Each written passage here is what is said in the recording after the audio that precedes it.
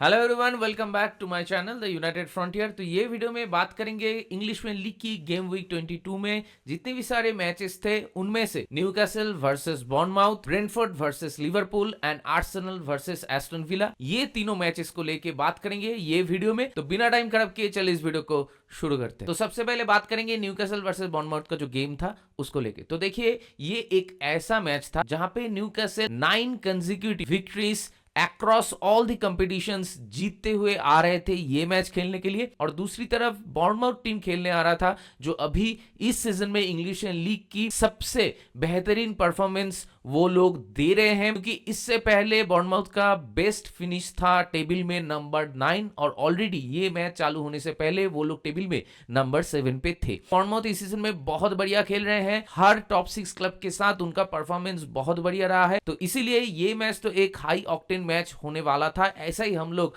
Expect कर रहे थे। इन दोनों में से किसी को भी हम लोग चुन नहीं पा रहे थे कौन सा टीम ये मैच जीत सकता है। तो कुछ लोग कहेंगे कि Newcastle will be slightly ahead of Bournemouth. Newcastle, what a turnaround for them in this season. If you go back 6 game weeks, then Newcastle were at number 12. लेकिन अभी वो लोग टॉप 4 में आ चुके हैं. So it has been a brilliant turnaround for them. तो इसीलिए ये मैच से एंटरटेनमेंट की गारंटी तो बिल्कुल ही था। तो ये मैच जब शुरू होता है, मैच में चीजें कुछ अलग हम लोग को देखने को मिलता है। Newcastle were not that good enough and they clearly had a very bad day at the office. ये तो हम लोगों ने बिल्कुल ही एक्सपेक्ट नहीं किए थे। हम लोग को लगा था अगर क्लोज मैच भी होता है, जिसका चांसेस है, अगर न्यूकासल ड्रॉ भी करते हैं तब भी न्यूकासल एक फाइट पुट अप करेगी, लेकिन ये मैच में चीजें कुछ अलग ही होने लगा। मतलब ये मैच में न्यूकासल वो लेवल में परफॉर्मेंस डिलीवर नहीं कर पाए जो पिछले 9 मैचेस में वो लोग all across the competitions deliver करते हुए आ रहे हैं। और आपको यहाँ पे क्रेडिट देना होगा बॉर्नमाउथ के मैनेजर का, अंदोनी आरियोला, जिन्होंने इस सीजन में इस टीम को ट्रांसफॉर्म कर दिया है from an injury hit threadbare squad to giant slayers. जी हाँ, ये बात तो आप लोगों को मानना ही होगा कि Bournemouth are playing phenomenal and after beating Newcastle they are sitting at number 6 just 1 point behind Newcastle. और इसीलिए ह्यूज क्रेडिट टू बॉर्नमाउथ। और ऐसा नहीं है कि न्यूकासल खराब था इसीलिए ही बॉर्नमाउथ ये मैच जीता। Bournemouth were brilliant in this game, और उसके साथ Justin Kluivert, what a brilliant game he had. मतलब फिनिश शॉट मार रहा था, दूर से शॉट ले रहा था, हर एक फिनिश उसका ये मैच में बढ़िया था and he got his second hat trick of this season. और उसके बाद बिल्कुल ही एंड पे एकदम चेरी ऑन द टॉप जो हम कहते हैं वो करके दिखाया कर्किज ने। मतलब what a player he has been for Bournemouth this season. तो इसीलिए just a bad day in the office for Newcastle, और उसी के साथ न्यूकासल को अगले मैच में ही कमबैक करना होगा, और मेरे ख्याल से वो लोग कमबैक कर भी जाएंगे। शायद साउथहैम्पटन के साथ उन लोगों का मैच है, तो वो मैच तो न्यूकासल 100% जीतेगा ही जीतेगा। और मेरे ख्याल से ये एक छोटा सा ब्लिप अभी आया है, क्योंकि लगातार इंग्लिश में लीग में 6 कंसेक्यूटिव मैचेस जीतने के बाद हो ही सकता है कि एक मैच में आपका परफॉर्मेंस खराब हो, और वो दिख भी रहा था कि किसी का भी दिन नहीं था। और दूसरी तरफ ईसैक को भी ऐसा कुछ खास चांसेस नहीं मिला था ये मैच में, और उसका भी क्रेडिट आपको बॉर्नमाउथ के डिफेंस को देना होगा। दूसरी तरफ बॉर्नमाउथ गेम को कंट्रोल कर रहे थे, मिडफील्ड में एक अलग ही लेवल में प्रेसिंग कर रहे थे। मतलब न्यूकासल जिनके टीम में मिडफील्ड में बहुत ज्यादा फिजिकलिटी है, इंटेंस फुटबॉलर्स हैं, वहां पर जाके उनके होम पे जाके मिडफील्ड को डोमिनेट करना, उसके साथ गेम को कंट्रोल करना बहुत बड़ी बात है। मतलब it is not an easy job to beat this Newcastle team, क्योंकि अगर आप लोगों को याद है तो पिछले 9 मैचेस जो ये लोग जीतते हुए आ रहे थे वो मैचेस पे ज्यादा से ज्यादा time Newcastle clean sheet maintain किया है। तो बहुत दिन के बाद न्यूकासल एक मैच हारा है, होम मैच हारा है, और वो भी 4 गोल न्यूकासल कंसीड किए हैं, which is a rare phenomenal for them in recent times. तो इसीलिए मेरे ख्याल से इसको लेके ज्यादा चिंता करने की कोई बात नहीं है। Newcastle are still in the race of top 4, और मेरे ख्याल से जैसा फुटबॉल वो लोग खेल रहे हैं आगे जाते हुए वो लोग टॉप 4 में जरूर फिनिश कर सकते हैं। और दूसरी तरफ बॉर्नमाउथ के लिए ये देखने वाली बात होगी कि जैसा कि मैं कह रहा था कि बॉर्नमाउथ इससे पहले उन लोगों का बेस्ट फिनिश था नंबर 9 पे, तो अभी वो लोग नंबर 6 पे आ चुके हैं। Can Bournemouth really go into the top 4, वो ही देखने वाली बात होगी। तो ये मैच को लेकर आप लोगों का क्या मानना था, आप लोगों का क्या राय है, मेरे साथ जरूर शेयर कीजिए कमेंट करके। इसके बाद चलिए बात कर लेते हैं ब्रेंटफोर्ड वर्सेस लिवरपूल जो मैच था उसको लेके। तो देखिए, लिवरपूल नॉटिंघम फॉरेस्ट के साथ ड्रॉ करते हुए आ रहे थे, और उससे पहले हम लोग के साथ भी लिवरपूल ड्रॉ किया था। तो लिवरपूल के ऊपर इन अ वे थोड़ा प्रेशर तो था कि आर्सेनल लास्ट गेम वीक में स्पर्स को हराने के बाद लिवरपूल के साथ उन लोगों का पॉइंट गेम जो है वो 2 पॉइंट कम हो चुका था। तो इसीलिए लिवरपूल को ये मैच किसी भी तरीके से जीतना चाहिए था, और एक चैंपियन टीम से जितने भी सारे साइंस होते हैं वो सारा साइंस इस लिवरपूल के टीम से दिख रहा है। अगर आपका दिन खराब जा रहा हो या फिर आपका दिन अगर अच्छा भी जा रहा हो लेकिन you are not clinical enough and you are unable to score goals, उस मैच में से भी आप अगर एंड में जाके मैच को जीतते हो और 3 पॉइंट निकल के लाते हो तो ये एक चैंपियन टीम की साइन है। दूसरी बात तो ये कि ऐसा नहीं था कि ये मैच में लिवरपूल खराब खेल रहे थे, ऐसा बिल्कुल ही नहीं था कि एकदम मतलब लोगों को लग सकता है जिन्होंने मैच नहीं देखा कि एंड में जाके नूनेस ने ब्रेस मारा है तो शायद लिवरपूल मैच में उतना अच्छा नहीं थे, बिल्कुल ही नहीं था। लिवरपूल वर डिजर्विंग विनर्स और लिवरपूल जितने भी सारे मतलब चांसेस क्रिएट किए हैं, अगर आप देख लो number of chances, number of shots on target, और उसी के साथ लिवरपूल मैच को कंट्रोल कर रहे थे। ब्रेंटफोर्ड हैड बेयरली 1 और 2 चांसेस और वो भी आपका मैच जब शुरू हुआ बिल्कुल मैच के शुरू के 3 मिनट के अंदर ही ब्रेंटफोर्ड के पास एक चांस आ गया था जहां पे डैम्सगार्ड ने मतलब एक आसान सा सीटर मिस कर दिया और वो अगर गोल हो जाता तो गेम शायद कुछ अलग होता क्योंकि लिवरपूल को तब गेम चेस करना होता। और ब्रेंटफोर्ड जैसे कि सब लोगों को मालूम है कि is not an easy team to beat, क्योंकि इंग्लिश प्रीमियर लीग की अगर होम मैच की बात करें ब्रेंटफोर्ड की रिकॉर्ड बहुत बढ़िया है और इससे पहले एक नॉटिंघम फॉरेस्ट ऐसा एक ही टीम है जो कि ब्रेंटफोर्ड के घर में जाके कोई गोल कंसीड नहीं किए थे। तो इसीलिए you have to give a huge credit to Liverpool कि लिवरपूल के जितने भी बैकलाइन में प्लेयर्स थे और मिडफील्ड ये सारे प्लेयर्स ब्रेंटफोर्ड के प्लेयर्स को कंटेन करने में कामयाब रहे और उसी के साथ कोई भी चांस भी वो लोग कंसीड नहीं कर रहे थे। मतलब जैसे कि मैं बताया इंटर मैच में मोमेंट्स पे लग रहा था कि ब्रेंटफोर्ड काउंटर करेंगे, एंड में जाके एंड प्रोडक्ट कुछ नहीं आ रहा था क्योंकि लिवरपूल वे डिफेंडिंग ब्रिलियंटली और उसी के साथ लिवरपूल अच्छा शेप भी मेंटेन कर रहे थे, प्रेसिंग बढ़िया कर रहे थे, गेम को कंट्रोल कर रहे थे। और लिवरपूल के ये मैच में आई हैव टू से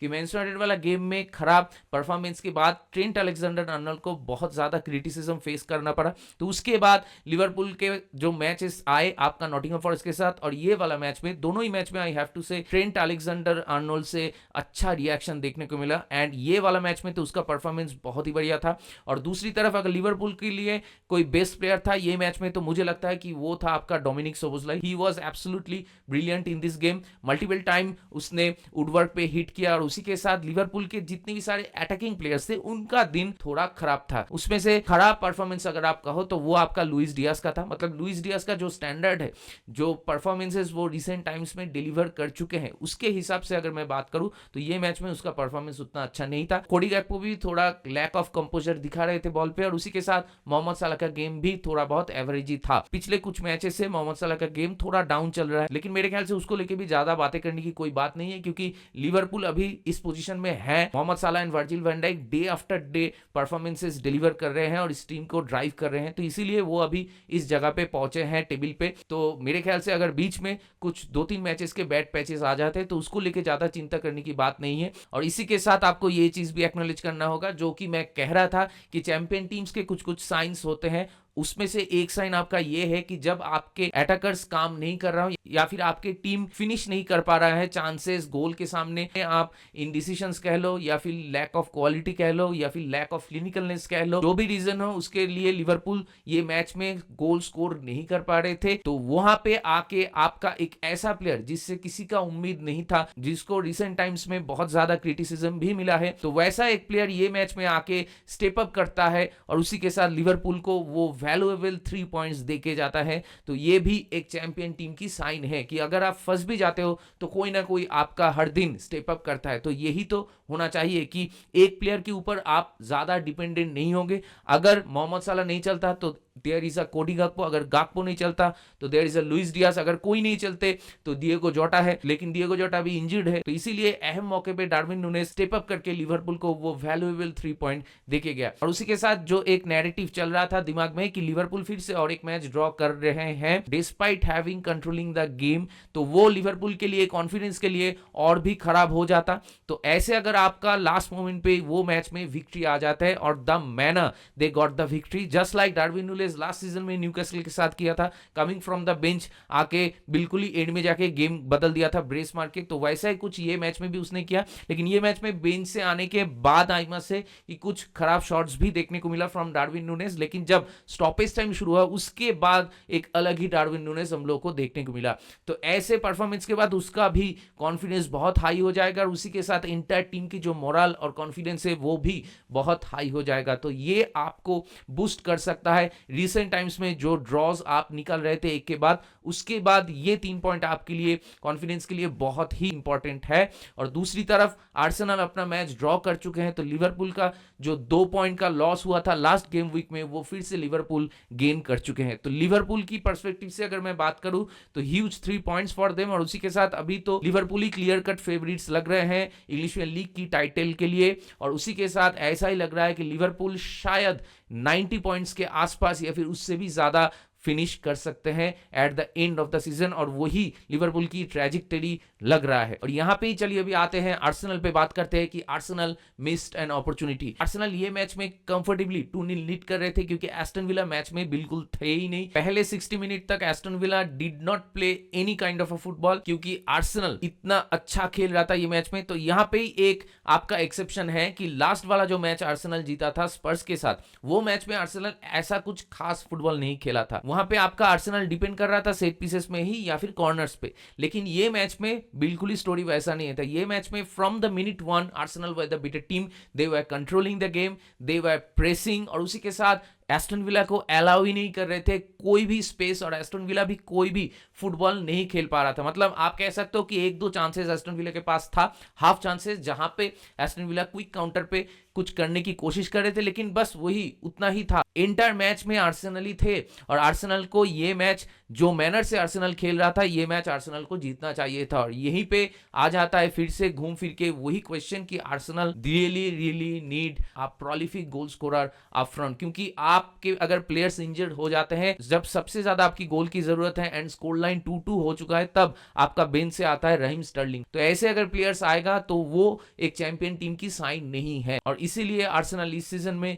स्ट्रगल कर रहे हैं। क्योंकि ये मैच में आप देखिए, ये मैच में लियोनार्डो ट्रोसार्ड का गेम अच्छा था, मार्टिनेली का गेम अच्छा था, इवन काई हैवर्ट्ज जिनको बहुत ज्यादा क्रिटिसिज्म मिलता है, वो भी ये मैच में स्कोर किए हैं। और उसी के साथ मिकेल मेरिनो बहुत अनलकी थे, क्योंकि उसने एक गोल स्कोर किया था, वो कैंसिल हो गया, काई हैवर्ट्ज का हैंडबॉल हो गया वहां पे, और उसके बाद फिर से स्टॉपेज टाइम में वुडवर्क पे उसने हिट किया। तो there were plenty of chances जहां पे आर्सेनल थोड़ा क्लिनिकल तो हो ही सकते थे। और उसी तरफ आपको एस्टन विला को भी बहुत ज्यादा क्रेडिट देना होगा, उनाई एमरी को क्रेडिट देना होगा, क्योंकि उनके टीम के पास एक ही स्ट्रेटेजी था कि हम लोग को डिफेंड करना होगा और काउंटर पे हम लोग हिट करेंगे, और वो लोग एक्चुअली में एग्जीक्यूट कर लिए despite having a bad game up until the 68th minute. उसके बाद टीनेमंस ने आउट ऑफ नोवेयर एक गोल मार दिया वहां पे। मतलब बिल्डअप तो अच्छा था एस्टन विला की तरफ से, काउंटर अच्छा था, लेकिन वहां पे आर्सेनल थोड़ा बहुत स्विच ऑफ हो गया था, क्योंकि वो लोग तब 2-0 लीड कर रहे थे। तो मेरे ख्याल से आर्सेनल लॉस्ट देयर कंसंट्रेशन, और वही उनकी गलती है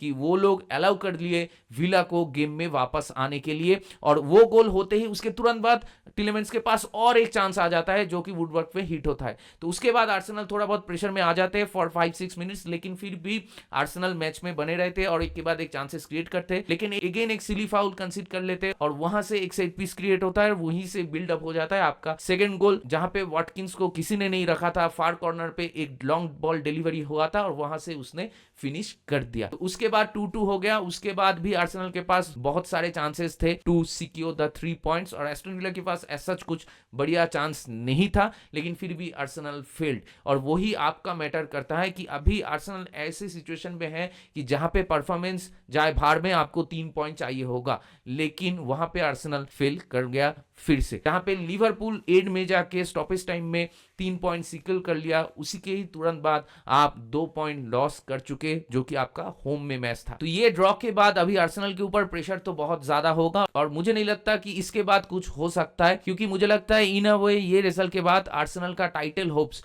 खत्म हो चुका है। क्योंकि जैसे कि मैं कह रहा था, लिवरपूल 90 पॉइंट्स क्रॉस करेंगे ऐसा ही लग रहे हैं, और आर्सेनल अभी जहां पे है वहां से अगर आर्सेनल को 90 पॉइंट्स के आसपास भी जाना है, तो they can not afford to drop any points. जी हाँ, इन्हीं पॉइंट्स। तो इसीलिए मुझे नहीं लगता कि लिवरपूल एक ऐसे फेज में चला जाएगा जहां पे वो लोग 4-5 मैचेस लगातार हार जाएंगे। हाँ, हो सकता है कि बीच में थोड़ा सा ब्लिप आ जाए, लेकिन आर्सेनल को भी अपने मैचेस जीतने होंगे। और अभी अगर लिवरपूल अपना गेम इन हैंड वाला जो मैच है वो अगर जीत लेते हैं, तो पॉइंट गैप आपका 9 हो जाएगा। तो यहां से रिकवर करके जीत पाना बहुत ही मुश्किल लग रहा है, जहां पे आपके पास कोई स्ट्राइकर नहीं हो। और जब एक मैच में साका एंड मार्टिन ओडेगार्ड एक साथ नहीं खेलता, तब आर्सेनल एक्चुअली रिजल्ट्स आने में भी स्ट्रगल करते हैं। इसीलिए मेरे ख्याल से आर्सेनल का टाइटल होप्स तो ओवर हो चुका। देखने वाली बात यही होगी कि लिवरपूल क्या अपना जो प्रेशर है दूसरे टीम्स के ऊपर वो मेंटेन कर पाते हैं कि नहीं। तो देखते हैं आगे जाते हुए क्या होता है। तो न्यूकैसल वाला मैच को लेके मैंने बात कर लिया, लिवरपूल वाला मैच को लेके भी बात कर लिया, आर्सेनल वाला मैच को लेके भी मैं बात कर दिया। West Ham and crystal palace ये मैच मैंने देखा नहीं, फुलहैम एंड लिस्टर ये मैच भी मैंने देखा नहीं, तो इसको लेके बात करने का कोई पॉइंट नहीं है। तो जितने भी सारे मैचेस को लेके मैंने बात किया और जितने भी सारे टॉपिक पे मैंने बात किया उसको लेके आप लोगों का क्या मानना है, आप लोगों का क्या राय है, मेरे साथ जरूर शेयर कीजिए। हम लोगों का ओल्ड ट्रैफोर्ड में मैच है ब्राइटन के साथ, तो वो मैच में हम लोग क्या करते हैं वो भी देखने वाली बात होगी। तो दैट बीइंग सेड इस वीडियो को चलिए यहीं पे रैप अप करते हैं। अगर आप मेरे चैनल में नए हो तो मुझे जरूर सब्सक्राइब कीजिए। 1000 सब्सक्राइबर्स की टारगेट है, उसको रीच करने में मेरा मदद कीजिए थोड़ा, और उसी के साथ इस वीडियो को लाइक कीजिए और शेयर कीजिए अपने दोस्तों के बीच जिनको ऐसे वीडियोस देखना पसंद है। तो बहुत जल्दी मिलेंगे अगले वाले वीडियो में, तब तक ख्याल रखिए अपना, take care, goodbye, glory glory Manchester United and keep the red flag high.